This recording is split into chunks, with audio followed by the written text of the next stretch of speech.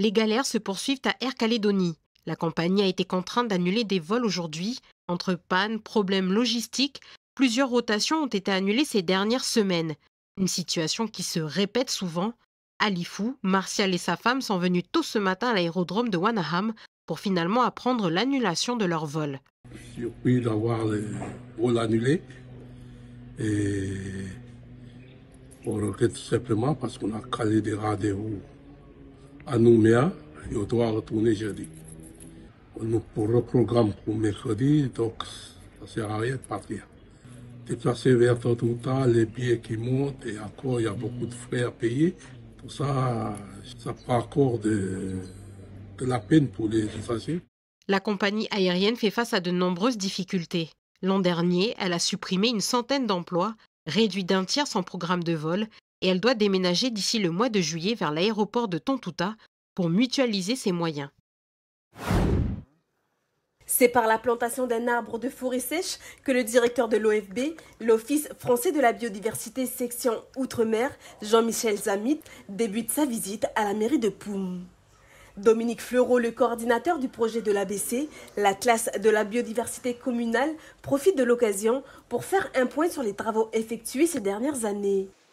Au total des 18 mois d'exploration naturaliste, on a relevé plus de 25 000 points de la biodiversité sur tout le territoire de la commune, ce qui représente en gros pour la Nouvelle-Calédonie 35 fois la commune de Farino ou alors 16 fois la ville de Paris. Donc ça a été un challenge de couvrir le maximum de la commune et d'observer le maximum de la biodiversité. Dans le même temps, la maire de Poum, Henriette Mahé, a aussi dévoilé le lexique en langue nénémois et Nialayou, les deux langues kanak parlées sur la commune, réalisé dans le cadre de ce projet. Abraham Gagne, originaire d'Arama, a partagé ces données dans sa langue. C'est mon cahier, c'est le cahier que je vous ai dit là, que j'ai travaillé comme ça. Sans pour autant, moi dans ma pensée, c'est pour que les jeunes ils viennent après, ils regardent mon cahier, ils peuvent retrouver le nom d'oiseau, le nom d'un âme, le nom d'un poisson. C'est ça ce qui... Mais tout à l'heure, je suis très content parce que le rendu que M. Fleureau a fait, moi je suis très content. L'OFB finance à 80% ce projet d'inventaire de la faune et de la flore de Poum. Son directeur a tenu à se rendre sur place à l'extrême nord du pays pour rencontrer les acteurs qui ont contribué à la réalisation de cet ouvrage. Cette restitution met en avant un travail remarquable des associations, de la commune, d'engagement de la commune, des associations, un travail aussi avec la population locale, les tribus, sur les langages, comme on dit scientifiquement vernaculaires, donc sur les mots employés par les habitants pour désigner les fleurs, enfin les plantes ou les animaux. Et il est important que les gens redonnent les noms locaux, se rapproprient leur patrimoine. En 2021, la mairie de Poum répond à l'appel à projet d'un abécédaire communal lancé par l'OFB dans toutes les communes des territoires français. Une façon pour eux de protéger le patrimoine de la commune et à ce bilan intermédiaire, la collectivité est satisfaite des premiers résultats. Et ça fait plaisir aussi de découvrir que on a des nouvelles espèces qui sont là, même des espèces qui sont inconnues dans le monde et qui sont typiquement endémiques à la commune. Et ça, c'est une fierté pour la commune. Et c'est ça qu'on veut transmettre aux générations futures pour qu'ils puissent, c'est cette fierté d'avoir ce patrimoine-là de biodiversité pour qu'ils puissent la protéger au mieux.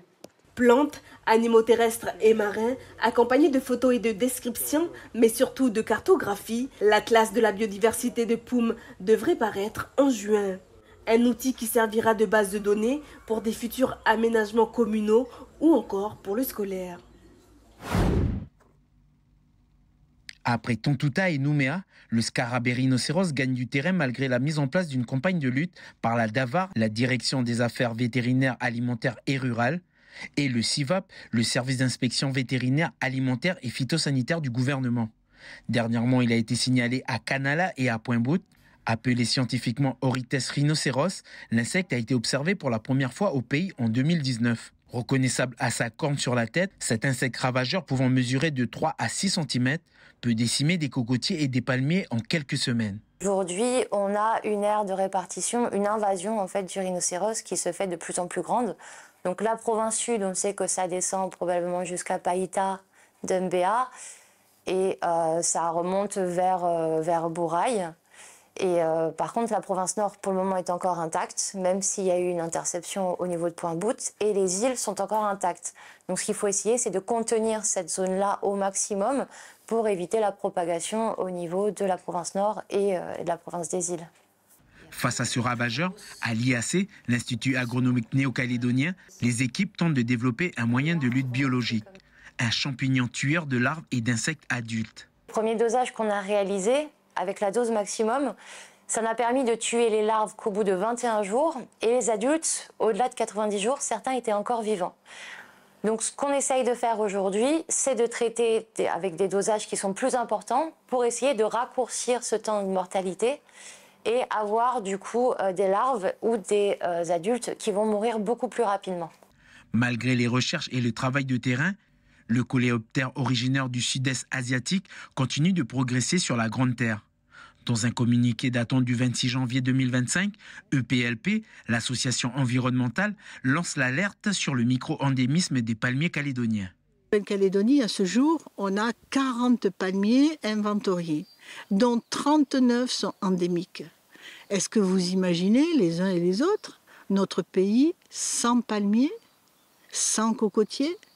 Alors, à l'heure actuelle, seules les îles sont correctement protégées avec une base réglementaire, puisqu'il est interdit d'exporter des produits à risque vers les îles. Mais, alors ça va protéger la filière copra des îles, c'est très bien. Mais toute la biodiversité des palmiers, elle n'est pas aux îles, elle est sur la Grande Terre. Donc il faut se donner les moyens de protéger cette biodiversité exceptionnelle. EPLP dénonce également les moyens de lutte mis en place par les services de la DAVAR et du CIVAP. Sa présidente dénonce leur stratégie, je cite, de faire avec.